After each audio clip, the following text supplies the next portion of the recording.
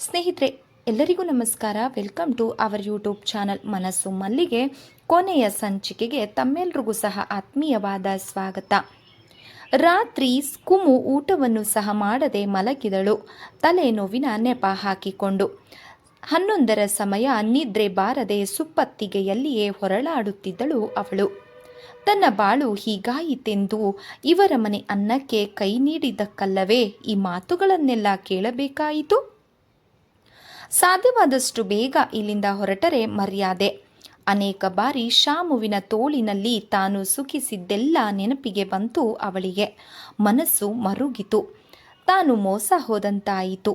ಶಾಮು ನಿರಾಶ್ರಯಗೊಳಿಸುವುದರಲ್ಲಿ ನಿಸ್ಸೀಮ. ಅವನು ಜಯಂತಿಯನ್ನೇ ಲಗ್ನವಾಗಬಹುದು. ಅವಳು ದುಃಖದಿಂದ ಪರಿತಪಿಸುತ್ತಿರುವಾಗ ಅಲ್ಲಿಗೆ ಬಂದ ರಂಗ ಅವಳ ರೂಮಿನ ಬಾಗಿಲನ್ನು ದೂಡಿಕೊಂಡೇ ಒಳನುಗ್ಗಿದ. ಏನು ಕುಮುದುನಿ, ಬಹಳ ಚಿಂತೆ ಮಾಡ್ತಿರುವ ಹಾಗಿದೆಯಲ್ಲ? ಹೌದು, ಅದರಿಂದ ನಿಮ್ಗೇನು ತೊಂದರೆ? ನೀವು ಏಕೆ ಇಲ್ಲಿಗೆ ಬಂದಿರಿ? ಏನಿಲ್ಲ ಅನ್ನಿ, ಹೀಗೆ ಬೇಜಾರಾಯಿತು ಬಂದೆ. ಸರಿ, ಈ ಹೊತ್ತಿನಲ್ಲಿ ನೀವು ಇಲ್ಲಿ ಬರೋ ಅಂಥದ್ದೇನಿತ್ತು? ದಯಮಾಡಿ ಹೊರಡಿ. ಛೇಛೆ, ಹೊರಡೋಕೆ ಬರ್ತಾರೇನು? ನೀವು ಹೇಳೋದು ಚೆನ್ನಾಗಿದೆ. ಬರೋದಕ್ಕೂ ಕಾರಣವನ್ನು ಇಟ್ಟುಕೊಂಡೇ ಬಂದೆ. ಪಾಪ, ನಿಮಗೆ ಇಲ್ಲಿ ಬಂದು ಏನು ಗಿಟ್ಟಲಿಲ್ಲ. ಶೀಲಾ ನಿಮ್ಮಿಂದ ಉಪಯೋಗ ಪಡೆದಳು. ನೀವು ನಿಸ್ವಾರ್ಥಿ ಅಂತ ನನಗೆ ಅರ್ಥವಾಗಿ ಹೋಯಿತು. ಆದರೆ ನನಗೆ ಶಾಮುವಿನಂತೆ ಇರೋದಕ್ಕೆ ಆಗೋದಿಲ್ಲ ಅನ್ನಿ. ಈ ಪೂರ್ಣಿಮಾ ಹೇಮಾವತಿಯ ಸರ್ವ ಆಡಳಿತ ಅವನದ್ದಾದರೂ ಇದರ ಅರ್ಧ ಭಾಗದ ಹಕ್ಕು ನನಗೂ ಸೇರಿದೆ. ಸರಿ, ಈ ಕತೆ ನನಗೆ ಬೇಕಿಲ್ಲ. ಇಲ್ಲಿಂದ ಮೊದಲು ಹೊರಡಿ ಎಂದಳು. ನಿಮಗೆ ಇಲ್ಲಿಯ ವಿಷಯ ಸ್ವಲ್ಪವೂ ತಿಳಿಯದು ಕುಮುದಿನಿ.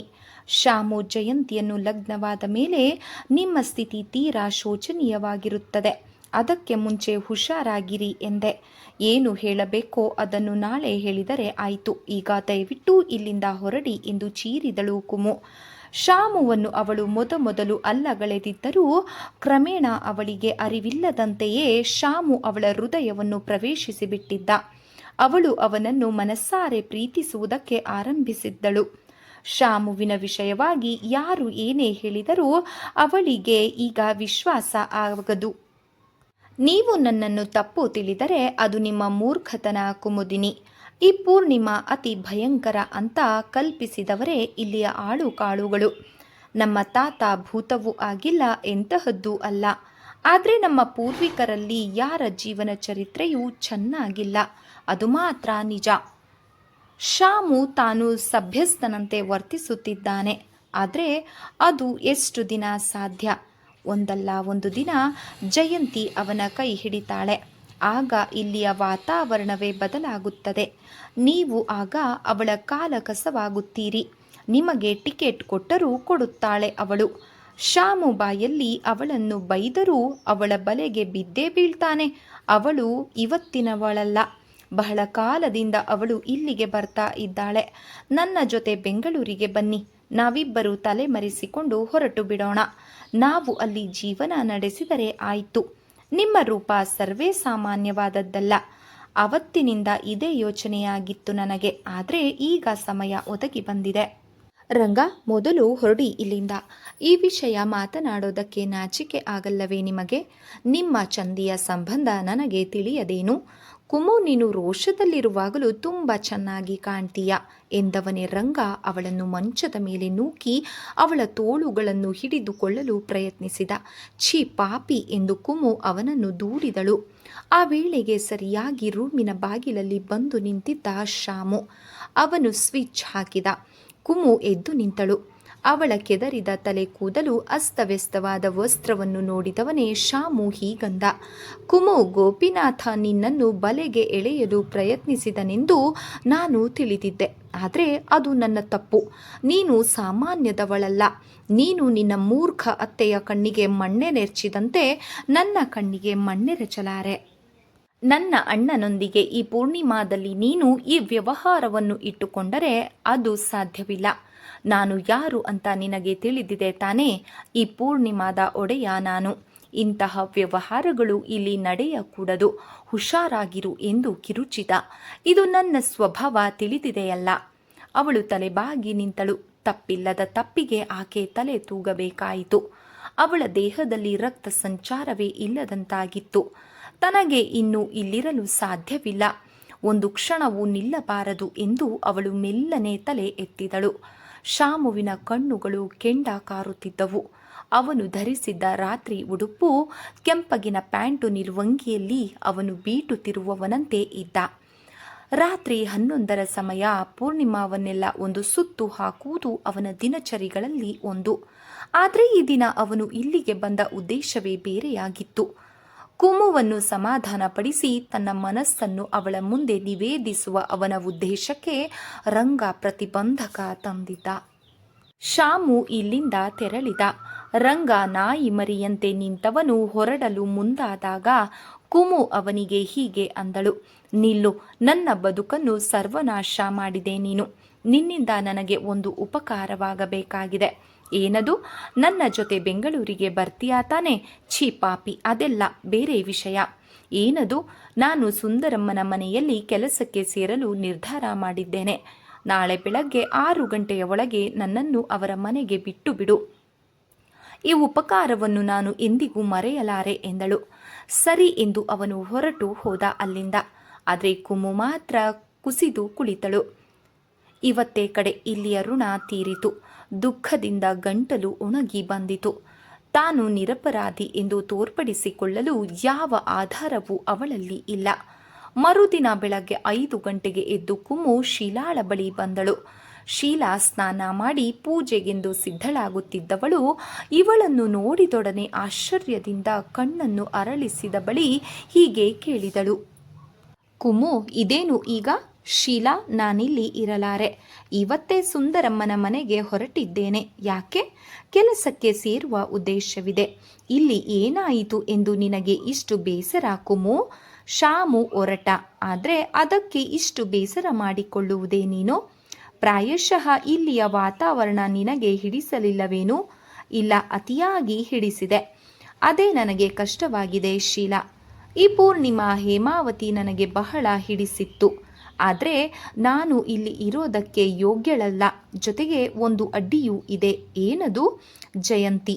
ಅವಳ ಬಗ್ಗೆ ನನಗೆ ಅಸೂಹೆ ಉಂಟಾಗಿದೆ. ಅವಳು ಈ ಮನೆಯ ಸೊಸೆಯಾಗಿ ಬಂದರೆ ನಾನು ಇಲ್ಲಿ ಇರಲಾರೆ. ಅವಳ ಯಜಮಾನಿಕೆಯಲ್ಲಿ ನಾನಂತೂ ಖಂಡಿತ ಇರುವುದಿಲ್ಲ. ಅದು ನನಗೆ ಇಷ್ಟವೂ ಇಲ್ಲ. ಇಲ್ಲಿಂದ ಹೊರಡಲು ಬಹಳ ಸಂಕಟವಾಗುತ್ತಿದೆ. ಆದರೆ ವಿಧಿ ಇಲ್ಲ. ಕುಮು, ನಾನು ಒಂದು ಪ್ರಶ್ನೆ ಕೇಳಿದರೆ ನಿನಗೆ ಬೇಸರವಾಗುವುದಿಲ್ಲ ತಾನೇ? ನೀನು ಜಯಂತಿಯಲ್ಲಿ ಅಸೂಹೆ ಪಡುವಂತಹದ್ದು ಏನಿದೆ ಹೇಳು. ಶೀಲಾ, ಜಯಂತಿ ನಿಮ್ಮಣ್ಣನನ್ನು ನಿಜವಾಗಿ ಪ್ರೀತಿಸುತ್ತಿದ್ದಾಳೆಯೇ? ಅಥವಾ ಅವರನ್ನು ಒಲಿಸಿಕೊಂಡು ಅವರ ಹೆಮ್ಮೆಯನ್ನು ಮುರಿಯುವುದೇ ಅವಳ ಪ್ರಯತ್ನವೇ? ಕುಮು, ನೀನು ಶಾಮುನ ಪ್ರೀತಿಸುತ್ತಿದ್ದೀಯಾ? ಶೀಲಾ ಇದ್ದಕ್ಕಿದ್ದಂತೆಯೇ ಪ್ರಶ್ನಿಸಿದಳು ಅವಳನ್ನು. ಕುಮು ತಲೆ ಬಾಗಿದಳು. ಶಾಮು ಒಂದು ವೇಳೆ ಜಯಂತಿಯನ್ನು ಮದುವೆಯಾದರೆ ಸುಖವಾಗಿರುವುದಿಲ್ಲ ಕುಮು. ಆದರೆ ಎಲ್ಲ ಗಂಡಸರಂತೆ ಅವನು ಅವಳ ರೂಪವನ್ನು ಮೆಚ್ಚಿದಾನಷ್ಟೆ. ಅವಳೊಂದು ವೇಳೆ ಬಲವಂತವಾಗಿ ಅವನನ್ನು ಲಗ್ನವಾದರೆ ಆಗ ಅವರದ್ದು ಅತಿ ಶೋಚನೀಯ ದಾಂಪತ್ಯ ಆಗೋದ್ರಲ್ಲಿ ಸಂಶಯವಿಲ್ಲ. ನನಗೂ ಈಗ ಅನಿಸ್ತಾ ಇದೆ ಜಯಂತಿ ಸಾಮಾನ್ಯದವಳಲ್ಲ ಅಂತ. ಕುಮುದ ಮತ್ತೆ ಪ್ರಶ್ನೆ ಮಾಡಿದಳು. ಶೀಲಾ, ನಿಮ್ಮಣ್ಣ ಜಯಂತಿಯನ್ನು ಪ್ರೀತಿಸುತ್ತಾರೆ ಅಂತ ನಿನಗೆ ಅನಿಸುತ್ತಿದೆಯೇ? ಯಾಕೆ? ನಿನಗೆ ಅವನಲ್ಲಿ ಪ್ರೀತಿ ಇದೆಯೇ? ಅದನ್ನು ಮೊದಲು ಹೇಳು. ಶೀಲಾ, ಮೊದಮೊದಲು ಅವರನ್ನು ನಾನು ನೋಡಿದಾಗಲೆಲ್ಲ ದ್ವೇಷಿಸುತ್ತಿದ್ದೆ. ಅವರ ಆತ್ಮಾಭಿಮಾನ, ಪ್ರತಿಷ್ಠೆ ನನಗೆ ಸರಿ ಬೀಳುತ್ತಿರಲಿಲ್ಲ. ಇಲ್ಲಿಂದ ಸಾಧ್ಯವಾದಷ್ಟು ಬೇಗ ಹೊರಟು ಹೋಗಲು ಯತ್ನಿಸುತ್ತಿದ್ದೆ. ಆದರೆ ಈಗೀಗ ನನ್ನ ಆ ಪ್ರಯತ್ನಗಳೆಲ್ಲ ವಿಫಲವಾಗಿ ನನಗೆ ಅವರಲ್ಲಿದ್ದ ದುರಾಭಿಪ್ರಾಯವೆಲ್ಲ ಬದಲಾಗ್ತಾ ಇದೆ. ನೀನು ಅವನನ್ನು ಪ್ರೀತಿಸದೇ ಇರೋದು ಉತ್ತಮ. ಅವನು ಜಯಂತಿಯ ರೂಪದಿಂದ ಸತ್ತಿದ್ದಾನೆ. ಅವಳನ್ನೇ ಅವನು ಲಗ್ನವಾಗಲು ಆಗಬಹುದು. ಆದರೆ ಏನು ಹೇಳೋದು ಕಷ್ಟ. ಒಂದು ವೇಳೆ ಅವನು ಮನಸ್ಸು ಬದಲಾಯಿಸಿದರೂ ಬದಲಾಯಿಸಬಹುದು ಅನ್ನು. ನಿನ್ನೆ ರಾತ್ರಿ ನಿನಗೂ ಶಾಮುಗೂ ನಡೆದ ಜಗಳ ನನಗೂ ತಿಳಿಯಿತು. ಆದರೆ ನೀನು ಸುಮ್ಮನಿದ್ದು ಬಿಡೋದು ವಾಸಿ. ಅವನು ಮುಂಗೋಪಿ ಅಂತ ತಿಳಿದು ಅವನನ್ನೇಕೆ ಕೆದಕಬೇಕು ನೀನು? ಅಂದರೆ ನಾನೇ ಜಗಳಕ್ಕೆ ಕಾರಣಳೆಂದು ನಿನ್ನ ಅಭಿಪ್ರಾಯವೇ? ಹಾಗಲ್ಲ. ಆದರೂ ಅವನು ತುಂಬ ಸೂಕ್ಷ್ಮದವನು, ಅದಕ್ಕೋಸ್ಕರ ಹೇಳಿದೆ. ನಾನು ಮತ್ತು ರಂಗ ಅವನಿಗೆ ನಡೆದ ವಿಷಯವನ್ನೆಲ್ಲ ಸರಿಯಾಗಿ ತಿಳಿಸಿದ್ದೀವಿ. ನಿನ್ನ ಬಗ್ಗೆ ಅವನ ತಪ್ಪು ತಿಳುವಳಿಕೆ ದೂರವಾಗಿದೆ ಕುಮು. ನಾನು ಪೂರ್ಣಿಮಾ ಅನ್ನು ಬಿಟ್ಟು ಹೊರಡೋದಕ್ಕೆ ತೀರ್ಮಾನಿಸಿದ್ದೇನೆ ಶೀಲಾ. ಸರಿ, ಆದರೆ ಎಲ್ಲಿ ತಾನೇ ನಿನ್ನ ಜೀವನ ಸುಗಮವಾಗುತ್ತೆ?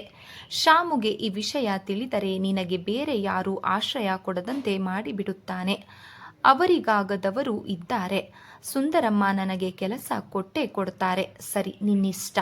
ಆದರೆ ಗೋಪಿನಾಥನೊಡನೆ ನನ್ನ ಭೇಟಿ ಮಾಡಿಸುತ್ತೇನೆ ಎಂದೆ. ಇದರಲ್ಲೂ ಸಹ ಸ್ವಾರ್ಥ ಶೀಲಾಳದ್ದು. ಅವಳ ಸ್ವಾರ್ಥಕ್ಕಾಗಿ ನಾನು ಇಲ್ಲಿರಬೇಕು. ನನ್ನ ಮುಂದಿನ ಭವಿಷ್ಯವನ್ನು ಅವಳೆಂದು ಯೋಚಿಸಿಲ್ಲ. ಕುಮು, ನೀನು ಹೊರಡಲೇಬೇಕು ಅಂದರೆ ಹೋಗು, ಆದರೆ ಶಾಮುಗೆ ಮಾತ್ರ ಈ ವಿಷಯ ತಿಳಿಸಬೇಡ. ಕುಮು ಹೀಗೆಂದಳು. ಸರಿ ಬಿಡು, ಅವರಿಗೆ ಆ ವಿಷಯ ತಿಳಿಸೋದಿಲ್ಲ. ಅವರು ಹೇಗಿದ್ದರೂ ಹೇಮಾವತಿಯನ್ನು ನೋಡಲು ಹೋದಾಗ ಹೊರಟು ಬಿಡುತ್ತೇನೆ. ಸರಿ. ಶೀಲಾ ಪೂಜೆಗೆ ಕುಳಿತಳು. ಕುಮು ಅವಳಿಗೆಂದಳು, ಇಲ್ಲಿರುವ ತನಕ ನೀನು ಒಳ್ಳೆಯ ಆದರೋಪಚಾರ ನಡೆಸಿದ್ದೀಯ. ಅದನ್ನು ಎಂದಿಗೂ ನಾನು ಮರೆಯುವುದಿಲ್ಲ. ಶೀಲಾ, ಈ ಜನ್ಮದಲ್ಲಿ ಮತ್ತೆ ಋಣಾನುಬಂಧ ಇದ್ದರೆ ಸೇರೋಣ. ಗೋಪಿನಾಥನ ರೂಮಿಗೆ ಹೋಗಿ ಬರೋಣ. ಇಲ್ಲವೇ ಅವರು ನಾವು ಯಾರಿಗೂ ತಿಳಿಯದ ಸ್ಥಳಕ್ಕೆ ಹೋಗಿ ಬಂದರಾಯಿತು. ಮಧ್ಯಾಹ್ನ ಸುಂದರಮ್ಮನ ಮನೆಗೆ ಬಾ, ನಾನು ಅಲ್ಲಿರುತ್ತೇನೆ ಎಂದಳು. ಶೀಲಾಗೆ ಕುಮುವಿನ ಸ್ನೇಹ ಇತ್ತೀಚಿನದ್ದಾದರೂ ಈಗೀಗ ಅವಳಲ್ಲಿ ವಿಶೇಷವಾದ ಆತ್ಮೀಯತೆ ಮೂಡಿ ಬಂದಿತ್ತು. ಅವಳಿಂದ ದೂರವಾಗುವುದು ಅವಳಿಗೂ ಸಹ ದುಃಖವೇ. ಆದರೆ ಕುಮು ದೃಢ ನಿರ್ಧಾರ ಮಾಡಿದ್ದಳು. ಗೋಪಿನಾಥನೊಡನೆ ಈ ಬಾರಿ ನೀನು ಖಂಡಿತ ಹೊರಟು ಬಿಡು ಶೀಲಾ. ಜಯಂತಿ ಇಲ್ಲಿ ಯಜಮಾನಿಯಾಗಿ ಬಂದರೆ ನಿನಗೆ ಖಂಡಿತ ಸುಖವಿಲ್ಲ. ನಿಜ, ನಾನು ಈ ಬಾರಿ ದೃಢ ನಿರ್ಧಾರ ಮಾಡಿದ್ದೇನೆ. ಕುಮು ಅಲ್ಲಿಂದ ಹೊರಟಳು. ತಾನು ಗೋಪಿನಾಥನೊಡನೆ ಹೊರಟು ಬಿಟ್ಟರೆ ಕುಮುಗೆ ಮುಂದೆ ಇಲ್ಲಿ ಕಷ್ಟವೇ. ಅವಳು ಹೋಗುವುದೇ ಒಳ್ಳೆಯದು ಎನಿಸಿತು ಶೀಲಾಳಿಗೆ. ಕುಮು ಕೊನೆಯ ಬಾರಿ ಪೂರ್ಣಿಮಾವನ್ನು ಒಂದು ಬಾರಿ ನೋಡಿದವಳೆ ಕಣ್ಣು ಒರೆಸಿಕೊಂಡಳು. ರಂಗ ಕಾರಿನ ವೇಗ ಹೆಚ್ಚಿಸಿದ. ತನಗೂ ಇಲ್ಲಿಗೂ ಋಣಾನುಬಂಧ ಹರಿಯಿತು. ಶಾಮುವನ್ನು ಒಂದು ಬಾರಿ ನೋಡಿ ಹೋಗಬಹುದಾಗಿತ್ತು. ಆದರೆ ಅದು ಸಾಧ್ಯವಿಲ್ಲ. ನೋಡಿದರೆ ತನ್ನ ಪ್ರಯಾಣ ಅಡ್ಡಿ ಬರಬಹುದು. ತನಗೇಕೆ ಇಲ್ಲಿಯ ಯೋಚನೆ? ಮತ್ತೆ ಇನ್ನು ಮುಂದೆ ನನ್ನ ಯೋಚನೆ ತನಗೆ. ರಂಗ ಅವಳಿಗೆ ಹೀಗಂದ. ಅಳಬೇಡಿ ಕುಮುದಿನಿ, ನೀವು ಈಗಲೂ ಹ್ಞೂ ಅಂದರೆ ಬೆಂಗಳೂರಿಗೆ ಕರೆದುಕೊಂಡು ಹೋಗ್ತೀನಿ. ಬೇಡ, ಅದನ್ನು ಮರೆತು ಬಿಡು. ಪೂರ್ಣಿಮಾದ ದೊಡ್ಡದಾದ ಕಬ್ಬಿಣದ ಗೇಟನ್ನು ಕಾರು ದಾಟಿತು. ಕುಮು ರಸ್ತೆಯ ಕಡೆ ದೃಷ್ಟಿ ಹಾಯಿಸಿದಳು. ನಾನು ಸುಂದರಮ್ಮನ ಮನೆಗೆ ಹೋದೆ ಅಂತ ಯಾರಿಗೂ ದಯವಿಟ್ಟು ತಿಳಿಸಬೇಡಿ. ಇಲ್ಲ, ಅಷ್ಟು ಉಪಕಾರ ನಿಮ್ಮಿಂದ ಆದರೆ ಸಾಕು. ಕುಮು ಸುಂದರಮ್ಮನ ಮನೆಗೆ ಬಂದಾಗ ಅವಳಿಗೆ ಅತ್ಯಾಶ್ಚರ್ಯ. ಬಾಮ, ಏನು ವಿಷಯ? ನನಗೆ ಬೇಕಿದ್ದಾಗ ಬಂದರೆ ಕೆಲಸ ಕೊಡ್ತೀನಿ ಅಂತ ಹೇಳಿದ್ರಲ್ವಾ, ಆ ಕಾಲ ಬಂದಿದೆ, ಅದಕ್ಕಾಗಿ ಬಂದೆ. ಶಾಮು ನಿನ್ನನ್ನು ಹೊರ ಹಾಕಿದ್ನೇನು? ಇಲ್ಲ, ನಾನೇ ಬಂದೆ. ನೀನೇ ಬಂದ್ಯಾ? ಹ್ಞೂ, ಯಾಕೆ? ನನಗೆ ಅಲ್ಲಿ ಸರಿ ಬೀಳಲಿಲ್ಲ. ಕುಮು ಅರೆ ಮನಸ್ಸಿನಿಂದಲೇ ಒಳಗೆ ಹೊರಟಳು. ಅವಳಿಗೂ ಪೂರ್ಣಿಮಾಗೂ ಇದ್ದ ಕಡೆಯ ಸಂಬಂಧ. ರಂಗನು ಅವಳನ್ನು ಕಾರಿನಿಂದ ಇಳಿಸಿ ಹೊರಟು ಬಿಟ್ಟಿದ್ದ. ಕುಮುಗೆ ದುಃಖದಿಂದ ಗಂಟಲು ಉಬ್ಬಿ ಬಂತು. ರಂಗನು ಹೊರಟು ಹೋದ. ತಾನು ಇನ್ನು ಮುಂದೆ ಸುಂದರಮ್ಮನ ಮನೆಯಲ್ಲಿ ಇರಬೇಕು. ಇನ್ನು ಮುಂದೆ ತನಗಿದೆ ಆಶ್ರಯ. ಕುಮು ನೋಡು, ಇದೇ ನಿನ್ನ ಮನೆ ಅಂತ ತಿಳಿದುಕೊಂಡು ಇರು. ಆ ಅಹಂಕಾರಿ ಶಾಮುವಿನ ಬಳಿ ನೀನು ಏನು ಬಾಳ್ತೀಯ? ನನಗೆ ಇದೆಲ್ಲ ಮೊದಲೇ ತಿಳಿದಿತ್ತು. ಅವನೇನು ಸರ್ವೇ ಸಾಮಾನ್ಯನೇನು? ಎಷ್ಟೋ ಮಂದಿ ಹೆಣ್ಣು ಮಕ್ಕಳನ್ನು ಹಾಳು ಮಾಡಿದ್ದಾರೆ ಅವರ ಮನೆತನದವರು. ಅವರ ಪೈಕಿ ಇವನು ಒಬ್ಬ ವಿಚಿತ್ರ ವ್ಯಕ್ತಿ. ಕುಮುಗೆ ಅವಳ ಉಪದೇಶ ಬೇಕಿಲ್ಲದಿದ್ದರೂ ಕಿವಿ ಕೊಡಬೇಕಾಗಿತ್ತು. ಸಂಜೆ 4 ಸಮಯ ಶೀಲಾ ಗೋಪಿನಾಥನೊಡನೆ ಭೇಟಿಯಾಗುವುದಕ್ಕೆ ಬರುವವಳಿದ್ದಳು. ಕುಮು ಅವಳಿಗಾಗಿ ಕಾಯುತ್ತಿರುವಾಗಲೇ ಸುಂದರಮ್ಮನ ಮನೆಯ ಮುಂದೆ ಶಾಮುವಿನ ಕಾರು ಬಂದು ನಿಂತಿತು. ಶಾಮು ಬಳಿಕ ಶೀಲಾ ಕಾರಿನಿಂದ ಇಳಿದರು. ಕುಮುವಿನ ಎದೆ ಢವಢವನೆ ಹೊಡೆದುಕೊಳ್ಳಲು ಆರಂಭಿಸಿತು. ಮತ್ತೆ ಶಾಮುವನ್ನು ಎದುರಿಸಬೇಕಾಯಿತೇ ತಾನು? ಇದೊಳ್ಳೆಯ ಸಮಸ್ಯೆ. ಶೀಲಾಳಿಗೂ ಹೇಳು ಬರಬಾರದಾಗಿತ್ತು ಎಂದುಕೊಂಡಳು. ಸುಂದರಮ್ಮನು ಆಶ್ಚರ್ಯದಿಂದ ಆಚೆಗೆ ಬಂದಾಗ ಶಾಮು ಅಲ್ಲಿಗೆ ಬಂದವನೇ ಸುಂದರಮ್ಮನ ಕಡೆಗೂ ನೋಡದೆ ಕುಮುವಿಗೆ ಗದರಿಸಿದ. ಕುಮು, ನಡಿ, ಹೊರಡು ಇಲ್ಲಿಂದ. ಇದೇನು ಗೊಂಬೆಯಾಟ ಅಂದ್ಕೊಂಡೆ ಏನೋ? ನಮ್ಮ ಪೂರ್ಣಿಮಾಗೆ ಕೆಟ್ಟ ಹೆಸರು ತರುವುದಕ್ಕಾಗಿ ಇಲ್ಲಿಗೆ ಓಡಿ ಬಂದೆಯಾ? ಅವಳು ಅವನ ಮಾತಿಗೆ ತತ್ತರಿಸಿದಳು. ನಾನು ಬರಲಾರೆ ಎಂದವಳು ನುಡಿದಳು ತಲೆಬಾಗಿ. ಯಾಕೆ?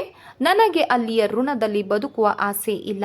ಅಲ್ಲದೆ ಮುಂದೆ ಜಯಂತಿಯ ಯಜಮಾನಿಕೆಯಲ್ಲಿ ನಾನು ಇರಲಾರೆ. ಜಯಂತಿ ಯಜಮಾನಿ ಆಗ್ತಾಳೆ ಅಂತ ಯಾರು ಹೇಳಿದ್ದು ನಿನಗೆ? ಹೀಗೆ ತಿಳಿದು ಬಂತು. ಅದು ಸುಳ್ಳು. ಜಯಂತಿಯನ್ನು ನಾನು ಬಹಳ ದೂರ ಇಟ್ಟಿದ್ದೀನಿ. ಈ ನಾಟಕವೆಲ್ಲ ಬಿಟ್ಟು ನಡಿ ಇಲ್ಲಿಂದ. ಕಂಡವರ ಹೆಣ್ಣು ಮಕ್ಕಳಿಗೆ ದುರ್ಬೋಧನೆ ಮಾಡುವುದು ಸರಿಯಲ್ಲ ಎಂದವನು ಎತ್ತಲೋ ನೋಡುತ್ತಾ ಸುಂದರಮ್ಮನನ್ನು ಕುರಿತು ನುಡಿದ. ಅವಳೆಂದಳು ಕೋಪದಿಂದ. ನಾನಾಗಿ ಅವಳನ್ನು ಆಹ್ವಾನಿಸಲಿಲ್ಲ, ಅವಳೇ ಬಂದಳು.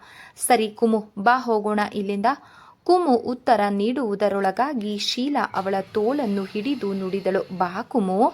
ಸುಂದರಮ್ಮನಿಗೆ ಕುಮು ಅಂದಳು. ಬರ್ತೀನಿ ಸುಂದರಮ್ಮ. ಅವಳು ಶೀಲಾಳೊಂದಿಗೆ ಕಾರನ್ನು ಏರಿದಾಗ ಶಾಮು ಕಾರನ್ನು ಶರವೇಗದಲ್ಲಿ ಓಡಿಸತೊಡಗಿದ. ಪೂರ್ಣಿಮಾದತ್ತ. ಶೀಲಾ, ಏನಿದು? ಅವಳು ಪಿಸುಗುಟ್ಟಿದಳು. ನಮ್ಮ ವಿಷಯವೆಲ್ಲ ಶಾಮುಗೆ ತಿಳಿದು ಬಿಡುತ್ತು ಹೇಗೋ. ಅವನು ನನ್ನ ಬಳಿ ಬಂದು ನೀನು ಎಲ್ಲಿ ಹೋದೆ ಎಂದು ಕೇಳಿದ. ನಾನು ಎಲ್ಲ ವಿವರಿಸಿದೆ. ರಂಗನಂತೂ ಎಳೆ ಮಗುವಿನಂತೆ ಪಶ್ಚಾತ್ತಾಪದಿಂದ ಗಳಗಳನೆ ಅತ್ತುಬಿಟ್ಟ. ನೀನು ಜಯಂತಿಯನ್ನು ದ್ವೇಷಿಸುವುದು ಹೇಳ್ದೆ. ಶಾಮು ನಿನ್ನನ್ನು ಬಿಟ್ಟಿರಲು ಸಾಧ್ಯವಾಗ್ತಿಲ್ಲ. ಅದಕ್ಕಾಗಿ ನನ್ನ ಗೋಪಿನಾಥನ ಮದುವೆಗೆ ಒಪ್ಪಿಕೊಂಡ. ನಿನ್ನ ಹತ್ತಿರ ಬಂದ. ಮತ್ತೆಲ್ಲಿ ಕೈ ಬಿಟ್ಟು ಹೋಗ್ತೀಯೋ ಅಂತ ಭಯ ಅವನಿಗೆ. ಕುಮುವಿನ ದೇಹದಲ್ಲಿ ರಕ್ತ ಒಂದೇ ಬಾರಿ ಹರಿದು ಬಂದಂತೆ ಆಯಿತು. ಅವಳು ಓರೆಗಣ್ಣಿನಿಂದ ಶಾಮುವಿನತ್ತ ನೋಡಿದಳು. ಅವನು ತುಂಟನಗೆಯಿಂದ ಕಾರನ್ನು ರಸ್ತೆಯ ಪಕ್ಕಕ್ಕೆ ನಿಲ್ಲಿಸದವನೇ ಜೇಬಿನಿಂದ ವಜ್ರದ ಹಾರವನ್ನು ತೆಗೆದು ಕುಮುವಿನ ಕೊರಳಿಗೆ ಹಾಕುತ್ತಾ ಹೇಳಿದ. ಈ ಹಾರ ತನ್ನ ಯಜಮಾನಿಗಾಗಿ ಬಹಳ ದಿನ ಕಾದಿತ್ತು ಕುಮು, ಅಲ್ವೇ ಶಿಲಾ? ಕುಮು ಪೂರ್ಣಿಮಾದ ಅತಿಥಿಯಾಗಿ ಬಂದವಳು ಇದೀಗ ಮನೆ ಸೊಸೆಯಾಗಿ ಅಲ್ಲಿಗೆ ತೆರಳುತ್ತಿದ್ದಳು. ಶೀಲಾ ಕುಮುವಿನ ಸಂತಸದ ಮುಖವನ್ನೇ ದಿಟ್ಟಿಸಿದಾಗ ಅವಳ ದೃಷ್ಟಿ ಶಾಮುವಿನ ಮೇಲೆ ಇತ್ತು. ಶಾಮುವಿನ ಮಂದಹಾಸ ಕುಮುವಿನ ಹೃದಯದಲ್ಲಿ ಪ್ರತಿಫಲಿಸುತ್ತಿತ್ತು. ಸ್ನೇಹಿತರೆ, ಈ ಒಂದು ಕಾದಂಬರಿ ತಮಗೆ ಇಷ್ಟ ಆದರೆ ದಯವಿಟ್ಟು ಲೈಕ್ ಮಾಡಿ, ಸಬ್ಸ್ಕ್ರೈಬ್ ಮಾಡಿ, ಸಪೋರ್ಟ್ ಮಾಡಿ. ಮತ್ತೊಂದು ಉತ್ತಮವಾದ ಕಾದಂಬರಿಯೊಂದಿಗೆ ಸಿಗೋಣ. ಧನ್ಯವಾದಗಳು. ನಮಸ್ಕಾರ.